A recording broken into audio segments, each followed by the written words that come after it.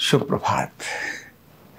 कहते हैं करत करत अभ्यास के जड़ मत होत सुजान, रसरी आवत जात पुण्य सिल पर परत निशान। एक रस्सी बार बार ऐसे ऐसे घूमती है तो वो किसी एक जगह पर निशान नहीं डाल सकती। इवन तलवार भी अगर ऐसे ऐसे घूमेगी अनेक जगहों पर तो उस लकड़ी को काट नहीं सकती जिस लकड़ी को उसने काटना है। आरी भी नहीं काट सकती।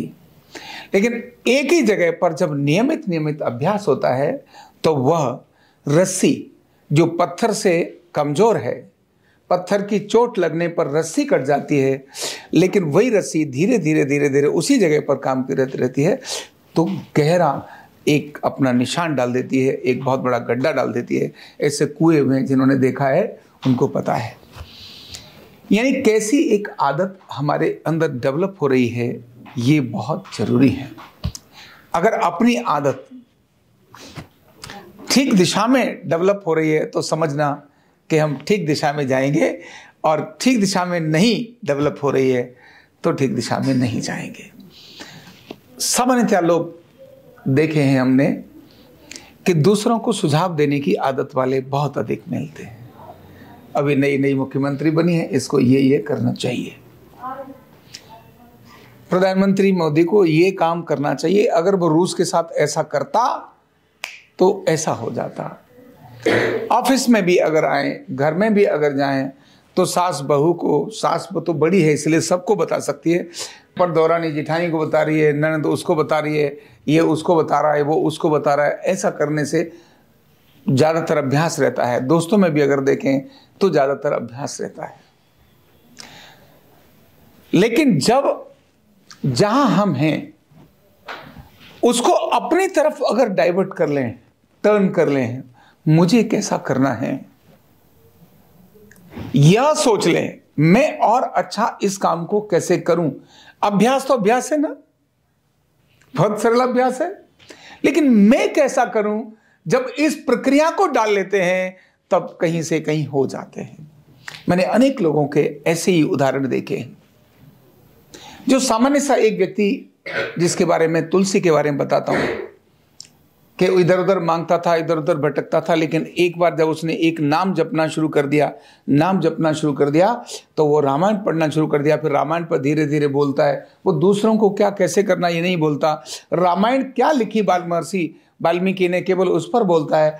और रामायण को बोलते वो महर्षि वाल्मीकि की रामायण से ज्यादा तगड़ी रामायण तुलसीकृत रामायण बन जाती है। वो गाता है और उसे बन जाती है। कारण उसने उसी एरिया पर फोकस किया और उसमें लीन हो गया और उसमें डूब गया, और वही रस्सी उसने पत्थर पर निशान डाल दिए। दूसरों की नहीं, अपनी चीज पर उसने फोकस किया। मैं खुद को भी देखता था कि भी न्यूरोथेरेपी पूजनीय गुरुजी से अनेक लोगों ने सीखी, और मुझसे पहले भी। आज दुनिया का सबसे बड़ा संगठन राष्ट्रीय स्वयंसेवक संघ है, जो समाज सेवी संगठन है। देश और के लिए बलिदान करने की चाहत रखने वाले तो अनेक लोग थे, लेकिन डॉक्टर हेडगेवार ने एक निश्चित प्रक्रिया सोची। लोग कहते थे भाई हिंदू समाज संगठित नहीं होता है, इसीलिए अंग्रेजों ने यहां कब्जा कर लिया, बाकी उससे पहले मुगल आए और ये हो गया, लूट होता है, वो होता है, यही सब बोलते रहते थे। तो सब कहते थे हिंदू समाज संगठित होना चाहिए। करे कौन?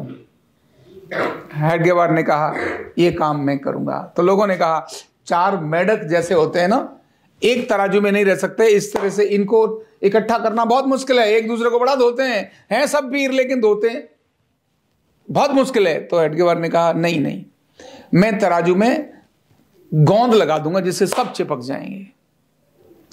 और उन्होंने राष्ट्रीय स्वयंसेवक संघ की शुरुआत करी। यस मैं करूंगा, ये बात उन्होंने बोली। और जैसे उन्होंने ये बोली तो ये प्रक्रिया उन्होंने, अब उनका ध्यान, उनका सारा मन, उनका सब फोकस संघ में कैसे होना चाहिए, कैसे कार्यकर्ता बने, कैसे डेवलप हो, ये सब कैसा हो। कष्ट तो किसी भी काम को करने में आते हैं, ट्रैक नहीं बदला, इधर उधर तुम करो ऐसा नहीं बोला, खुद होकर के वो उसमें लगे।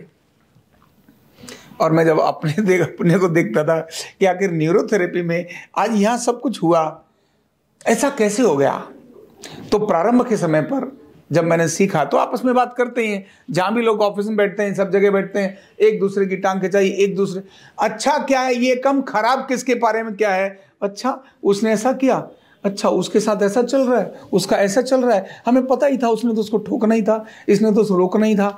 जब भी हम बैठते ट्रीटमेंट की और बाकी चर्चा 10-20%, एक दूसरे की चर्चाएं, उनके घर की, उनकी पर्सनल चर्चाएं, ये सब वहां बहुत ज्यादा होती थी। और जब ऐसा होता था तो हमको ही बड़ा मजा आता था, वाह यार कमल अच्छा। और वे पूछते थे अच्छा वो उसका जो वो बता रहे थे उसका क्या हुआ, अब क्या चल रहा है, मतलब पहले जो किस्सा जहां तक सुनाया था उससे अगला किस्सा क्या है वो तो बताओ। बड़ा मजा आता था उसके बारे में, उसको कुरेदने में। अच्छा और उसने बता दिया था कि उसकी वो चक्कर चल रहा था ना और वो छोड़ के भाग गई। अब तो अगली बार पूछते हैं वो भी क्या कर रही है, कहीं और चली गई, अब वो क्या कर रहा है, कहीं और चला गया। मतलब ऐसे मजे आते। लेकिन समझ में आया जब तक इन सारी प्रक्रियाओं में लगे रहे तब तक किधर भी आगे बढ़े नहीं। जैसे ही मैंने उन सब लोगों से बातचीत करने का क्रम अपनी तरफ से बंद कर दिया, उन्होंने बात की, रेस्पेक्ट के साथ मैंने बात की, और कैसे हैं, बहुत बढ़िया, आप बताओ कैसा चल रहा, उन्होंने जो सुनाया मैंने सुन लिया, खत्म, और अपने काम पर लग गया। और जब ये प्रक्रिया होने लगी तो मैं ये देखता हूं, क्योंकि जब मैंने अपनी अनावश्यक बातों के डिस्कशन दूसरों से जैसे ब्रेक किए, तब न्यूरोथेरेपी का यह काम धीरे धीरे आगे प्रक्रिया में चलने लगा और मेरे अंदर नए इनोवेशंस, नए आइडिया आने लगे। वो तभी आए जब मैं अनावश्यक डिस्कशन में इन्वॉल्व नहीं होता था। लोग मिलते थे, चर्चा करते थे, बैठते थे, बड़ा मजा आता था, लेकिन उसको उसी समय छोड़कर मैं अपने काम पर आने लगा। और इतना ही नहीं, अब तो मुझे जो उससे मेरे से संबंधित बात करने वाला व्यक्ति है, जो मुझे लगता है कि इस दिशा में उसकी बातचीत का हेल्प होगी, तो मैं उससे चर्चा करता। बड़े से बड़ा व्यक्ति, मंत्री हो चाहे ब्यूरोक्रेट्स हो, जो अगर वो कोई इसमें हेल्पफुल नहीं है तो प्रणाम किया, नमस्कार किया, लेकिन मैं अपनी दिशा में ही लगा रहा। दूसरे को बोला नहीं कि न्यूरोथेरेपी को सरकारी मान्यता तुम कराओ, विश्वविद्यालय के कोर्स के लिए तुम लेकर जाओ। बस एक ही बात ठानी, इस काम को कौन करेगा, तो मैंने कहा यस मैं करूंगा, इस काम को मैं करूंगा, अब मैं करूंगा।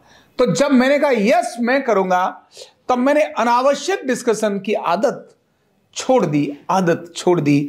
और ये सामान्य सा एक व्यक्ति जो एजुकेशन के पार्ट पर बहुत हाई फाई था ऐसा नहीं, बातचीत के पार्ट पर बहुत हाई फाई ऐसा नहीं, करोड़पति अरबपति परिवार में पैदा मैं हुआ ऐसा नहीं, लेकिन एक फोकस पे चलते चलते आज ऐसा दिखाई देने लगा कि असाधारण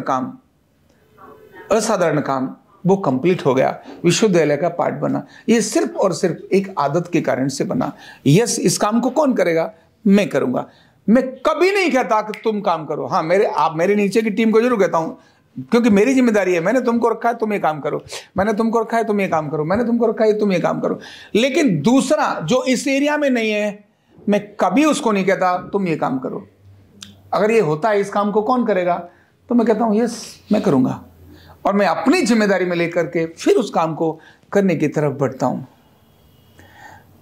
ये जो आदत, अनावश्यक डिस्कशन, अनावश्यक चर्चाएं, दूसरों को बताना तुमको ऐसा करने, तुम्हें ऐसी करनी चाहिए, जब इस आदतों की जगह मुझे क्या करना है, मेरी रिस्पॉन्सिबिलिटी को जब हम ऑन करने लगते हैं, तब फिर हम वो कर डालते हैं जो कभी सोचा भी नहीं था, और वो हो जाता है जिसके बारे में हमें ही नहीं लगता कि हम काम कर सकते हैं। तो ऑफिस में काम करने वाले व्यक्ति को, पड़ोसी को क्या करना चाहिए, इसकी जगह पर खुद को क्या करना, मेरा टास्क क्या है, जब उस पार्ट पर इन्वॉल्व होता है, तब देखिए उसके अंदर एक अलग चमत्कारिक परिणाम हम लेकर आ सकते हैं। हाँ, नए सुझाव, नए आइडिया हमेशा जनरेट करने चाहिए, क्रिएट करने चाहिए। हम जिस संगठन में काम कर रहे हैं उस संगठन के लिए नए इनोवेशंस, आप सब मुझे अपने नए आइडियाज दे सकते हैं। नए आइडियाज, ये सर किया जाए तो बहुत अच्छा है, अगर ये करेंगे तो बहुत अच्छा है, और उसमें से एक रिस्पॉन्सिबिलिटी अपनी लेना, अपनी यस इस एरिया पर ये काम मैं करके दिखाऊंगा, यस ये काम मैं करके दिखाऊंगा। जैसे ही आता है यस ये काम मैं करके दिखाऊंगा, तब आप 4 कदम ऊंचे हो जाते हैं और उस काम को बहुत बढ़िया करके दिखाने, आपको लगे और मजा आ रहा है, और मजा आ रहा है, और बढ़िया, और बढ़िया, और बढ़िया कैसे हो सकता है, उस पर जब आपका ध्यान आएगा, तब आपकी प्रगति आपकी प्रगति और आपकी प्रगति और आपकी प्रगति और आपकी प्रगति, उसको कोई रोक नहीं सकता, होती ही चली जाएगी। Thank you so much.